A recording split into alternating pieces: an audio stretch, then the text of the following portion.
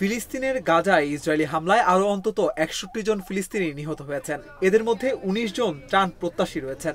এ তথ্য নিশ্চিত করেছে উপত্যকাটির স্বাস্থ্য মন্ত্রণালয়। আল জাজিরার তথ্য মতে বৃহস্পতিবার ভোর থেকে গাজা জুড়ে চালানো ইসরায়েলি হামলায় ওইসব প্রাণহানির ঘটনা ঘটে। বাসিন্দারা গাজা শহরের পূর্ব ও দক্ষিণাঞ্চলে সামরিক বোমাবর্ষণ তীব্রতর হওয়ার খবর দিয়েছেন। গাজা সিটি দখলের অভিযানে সেখানে অসংখ্য প্রাণহানি ও ১০ লাখ ফিলিস্তিনি বাস্তুচ্যুত হবে। তাই ইসরায়েলকে পরিকল্পনা পুনর্বিবেচনার আহ্বান জানিয়েছে আন্তর্জাতিক সম্প্রদায়। তবে তা উপেক্ষা করে এই শহরটিকে হামাসের ঘাঁটি দাবি করে পূর্ব ও দক্ষিণাঞ্চলে অভিযান জোরদার করেছে আইডিএফ। জেইতুন এলাকায় গুড়িয়ে দিয়েছে প্রায় ১৫০০ ঘরবাড়ি।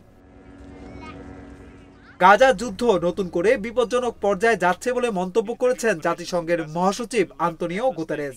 অন্তহীন ভয়াবহতার জন্য দায়ীদের জবাবদিহিতার আহ্বান জানান। এদিকে গাজায় ক্ষুধায় আরও ৪ জনের মৃত্যু হয়েছে।